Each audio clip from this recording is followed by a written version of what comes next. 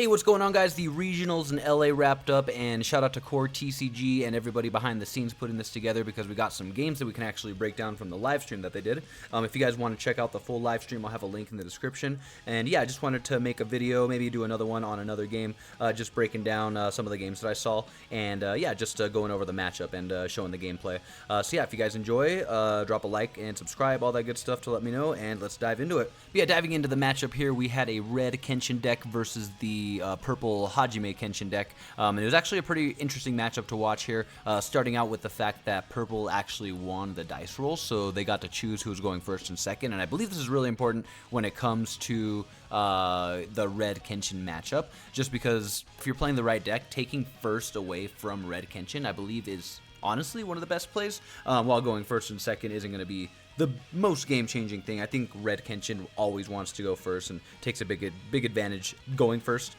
But yeah, turn one here, Purple Kenshin starting it out with the Purple Kenshin Himuro card. Probably one of the best cards to start with in the Purple deck, allowing you to do a little deck filtering. If not, probably the 2 cost that you can play as a 0 for your first card would be the next best option, I'd say. But yeah, definitely one of the best cards to start with, do some deck filtering. Decided to keep both cards, so clearly pretty good cards there. We did get a tap to draw on the Kenshin side here, so not only just going second, but doing the AP draws, kind of slowing them down off the start here into the Purple matchup. And then typical first few rounds of UA, just getting the board ramped up here, going back to Purple and playing the generic 0 cost into the 1 cost search card here, which, you know, you're probably going to want to try to get off earlier than later, and in any game can be a little bit of a risk just because you might be bottom decking some events, which I think in this case he actually did bottom deck a special, unfortunately.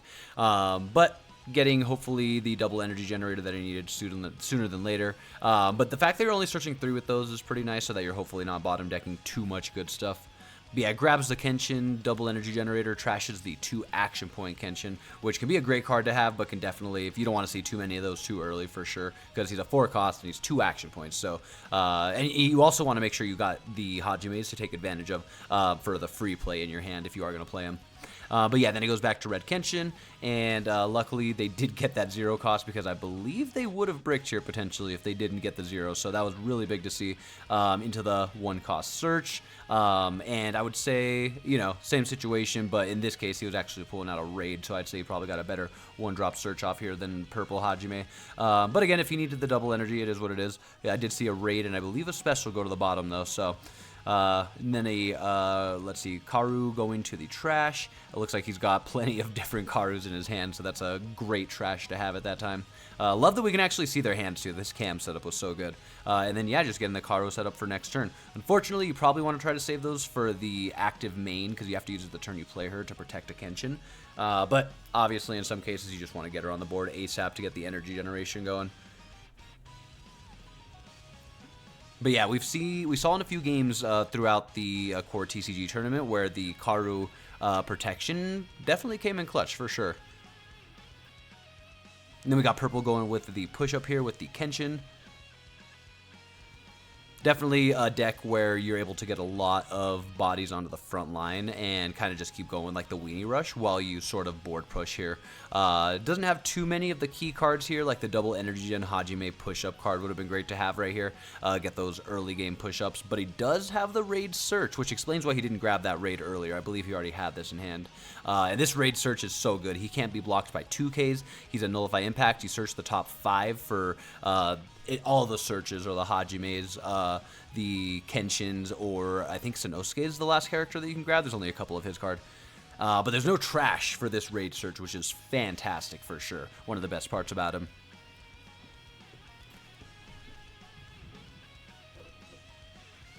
Then Purple's kind of going back and forth here. Looks like he has some good options. Obviously, the raid 6 cost off rip, but it actually... He's thinking about something else, but he actually does, what does he do here? He actually does not grab the raid. He grabs another search Hajime. But yeah, interesting that he grabs the 1 cost search. He's got to have a 6-drop raid in hand. That's the only explanation. He doesn't want to grab too many of those and then draw a 3rd one when he can't even play his first because of the energy. So fair enough. grabs the energy, grabs another 1-drop Searcher, giving the 0 cost add to hand Kenshin.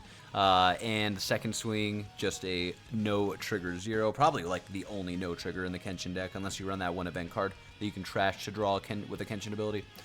But yeah, pretty, honestly, really strong start with purple, especially taking away first from red Kenshin, I think is a great thing to do. I think if there's any advantage you can give yourself, and you're not hurting yourself doing that, it's a great idea to do it. Because yeah, I don't know, from what I've seen, red Kenshin's going first. It's just the perfect way to set up and get the craziest energy and raids out faster than your opponent can get stuff out. And then we got a push up on the red Kenshin side here. And now that we have a Kenshin on the front line, the Karu is actually a double energy generator, so he just went from 3 to 3, but nice that he's not dropping down on energy. But on top of that, he goes up to 5 energy with the 2-cost Karu, or the 3-cost Karu from the starter deck. And I believe, yeah, he does trash a card here to restand it. So from now on, at the end of every attack phase, as long as he does not sideline one of his opponent's characters, he can actually draw a card off of her ability by resting her. And fun fact, did see confirmations from judges and stuff that special that he just did where he bottom decked a special, but then the raid card gets sidelined underneath, does not count towards that Karu's ability, so he can actually tap to draw still. But yeah, anyways, goes in with the swing after he pushes back with the 4-cost raid, pretty big. That 4-cost raid pushback is so nice. But yeah, opens up the front line to 2 attacks with the special into the raid Kenshin, and yeah, obviously specials in life is so big. And then he does the draw with the Karu as well, it looks like. Very subtle, doesn't actually rest her, but he does do the draw with her. Okay, nice. Good to see, good to see. You definitely want to remember to take advantage of every opportunity to draw with this deck, no question, because the draw power can go so crazy with it. But yeah, special from life, kind of shutting down red Kenshin again, giving purple some more time to breathe, set up energy, go for the perfect plays that they're trying to with the impact snipe essentially from energy line. But yeah, with the double push up here and just one character on the opponent's front line, he's going to be able to do some stuff for sure. And then, yeah, the Karus are set up. He does have the 4 energy, so if he does get a raid from life here, he would be able to raid it, which is pretty nice. But if our opponent does find a way to maybe remove or something, that would be nice. That would be nice. But yeah, it goes into the 1-drop Search Hajime that he searched out himself. Was it worth it? Search into a search for a search raid. I mean, listen, that's one way to do it. And again, best part about the raid Hajime search is you actually don't have to sideline a card from your hand when you search, so there's just a lot of advantage there. But ends up trashing for the 1-cost search. You do have to. Trashes the 4-cost. Didn't see too much action from him today. Saw him on the board and stuff a couple times, but definitely not the all-star of this deck at all. Goes with a, special removal on the 2K. Interesting. I don't know, was he that desperate to do that? I feel like with this much life in the game, using a special this early on just a 2K wasn't the greatest. Now, don't get me wrong, he's taken away a potential raid out of life. Let's see if that comes in handy. That is something to keep in mind for sure. Goes for the raid search 5 though. Does he take the 6 cost now? He doesn't! What? Are you serious? So that's 2 searches now where he is choosing a different Hajime over the 6 cost raid. Again, it's got to come down to the fact that he does not have the energy to play it, so why would he? On top of probably having one. Goes with the swing. Alright, not a raid, but he does get the color trigger. Nice. It was the red color, which does hit the 2K purple. So, yeah, dude, life coming into play here for sure, making a big difference on the board on both ends. But yeah, with that, we've got another empty field now on red. 1 character left on purple's side. So let's see if we get the single removal for the empty front line once again. It looks like he's going for it. He's got it prepped. But first, Kenshin. Yeah, I thought so. Is he going to go with the restand? This one he could trash a card and set it active. Does not choose to do that. Goes with, there's the special. Bottom deck. And now I got to clear front line again. Into a restand. Okay, so yeah, I guess he didn't have the cards in hand. I feel like he could have... Would have been risky. Maybe trash the other restander, I'm thinking, though, in order to restand him. But either way, he's actually... You know what? This is an interesting play that we saw earlier. He's actually going for a very, very defensive board heavy play here. And as you'll see later on in this matchup, one of the reasons that I didn't want to showcase it is just his decision making with Kenshin. So clearly going full aggro here, setting to active, raiding whenever you can. He had all the opportunities to do it this turn, but he decided to just take a second and set up a defensive line. So it does look like Red Kenshin missed his draw opportunity there, though. It's crazy to see, and it's something, you know, people got to get used to. The set is brand new, but yeah, any turn that you, even if you're not attacking, any turn that your opponent's characters did not get sidelined, you have the opportunity to draw a free card at the end of that turn. So he did miss one draw there. Who knows what that could have changed, especially with him being so low on cards. And then something really nice about the 3-cost Kenshins is they are nullify impact, so I wonder if he's kind of like prepping for the impact snipe, essentially, sort of baiting it out so that he can kind of get it over with now and not take a life from it, because honestly, not a bad game plan if that's what he's going for here. Try to just block with the step first, and then once the impact snipe comes out, force it to take out one of your nullify impacts. Not bad. Or in this case, probably just forcing him to not raid out this turn once again.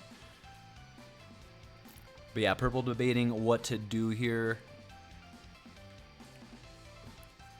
And it looks like he's going with the single Hajime push-up here, leaving him at 3 energy. Will he get up to 6 this turn? Does he even want to? I say with that Kenshin, it's a sign that he's sort of prepping for next turn. I don't think there's a reason to impact snipe this turn anyways. With 4 life on each end, I believe 5 on the purple side. There's plenty of game to play and not rush out an impact snipe, unless you find a reason to, because here he is with 6 energy, 1 AP.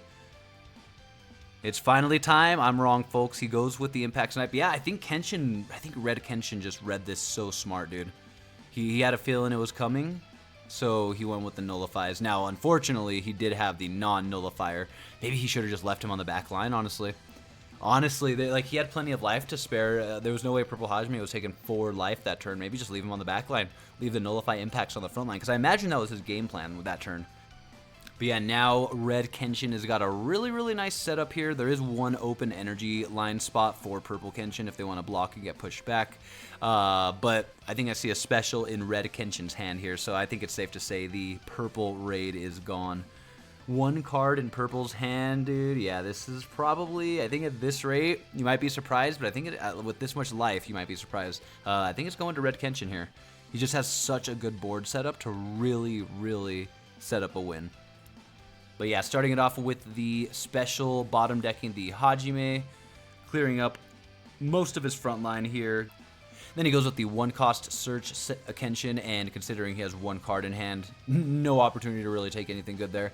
And then this was a really, really surprising play that, I'll be real, I think a lot of us, I guess, I don't know, would you have done this, or would you have gone for the raid here? Let me know. I'm very curious. I feel like I would have raided. I don't know what the best play would have been. It would have been a draw raid nonetheless, but he decides to opt for the hard play 4K raid. With that, he gets 1 life. There it is, the 15. Draw trigger, and boom. Just pushing back the Hajime. Honestly, in some situations, maybe you don't even push back just because you don't want to give him more energy. But realistically, it wasn't a big deal here. But yeah, there it is. He essentially is playing, I would almost, I mean, I guess at 4 life, you wouldn't think it's your last turn. But we have the push-up for the Kenshin here. I believe he's a active main trash 1 card, and he goes from a 3 to a 4K. And goes with the double push, actually, as well. So with the double energy Kenshin, he is generating 4 now, which is pretty nice. I don't know if he has another raid. We saw him bottom deck 2, unfortunately. But he does have the set to active Kenshin, which would allow him to play a 3-cost Hajime for free. However, I do not believe he has that in hand. So last action point at that point, going to a double energy generating Kenshin. So yeah, hopefully, I'm sure at this point he's essentially planning for and setting up for a Hajime raid next turn, just getting his energy set up. But he does have the 4K Kenshin on the front line, which is nice. The other one is just a 15, and he did trash for the active main, I believe. So yeah, he does have the 4K basically 2 4K Kenshins. Swinging with the 2 action point first, and at this point, the other one just can trash to be a 4K at this point. And with 3 life, yeah, you definitely take 1 at this point. And it's the best thing you could have hoped for. A Red Kenshin, which allows him to not just get a free body out with impact, but it also pushes a card back to his energy line. Pushing back the other 4K that he couldn't have blocked for free and ending the turn. Crazy raid out of life. Perfect timing. And just again, now I don't know, it might have been debatable with that Kenshin raid. But at the same time, now that he has 4 4K Kenshins, you know, really interesting. Now he can afford a tap to draw, and if he does want to, he could raid those Kenshins as well, because as you can see in his hand, he has the options too. Man, pretty crazy. Again, I'm very curious the Purple Hajime's thought process behind, you know, bottom decking the 6-cost raids. They're definitely shooting for something, and I'm sure in general really just came down to energy generation, unfortunately. Man, and then Kenshin pushing back and removing a card. This deck was just going so crazy, but Purple definitely gave him a run for his money, I'll be honest. Minus not being able to get out enough impact snipes like he was probably wanting to. There's a special out of life. Kenshin was just taking over the tempo just a little bit too much, unfortunately. The life was pretty good back and forth too. It was really interesting. A no trigger there, which does not help, and the last one, an active trigger, which also does not help with nothing on the front line. At this point, not much to do other than tap to draw after going from 0 to 1 in hand. Yeah, I don't even know what you could hope for at this point. Maybe you could double. You couldn't even double Hajime Raid, honestly, even if you did see him. And again, bottom decking 2 of them. I'm sure that definitely threw the plans out of whack a little bit. So yeah, unfortunately, in the end, it definitely did go a lot more in Red Kenshin's favor. But all around, we got to see Purple do a lot of work, as well as, again, just a really, really strong start, and trying to keep Kenshin at bay as much as he could. Definitely some questionable decisions for sure, like specialing the 2K, for example. But still, really, really good game to watch. But yeah, not much left to do other than just go with a full board push. If those weren't impact Kenshins, this would actually be not a bad play, especially because you could literally just block and go to the energy line. But they have impact, so even so, he is gonna be taking that last life. Even if it's a final, it's gonna have to be 2 at this point. But yeah, the Red Kenshin blocking 1 and then taking the next one with the draw trigger. The other characters just being too small to pressure, allowing the Red Kenshin player to just get the 4K blocks.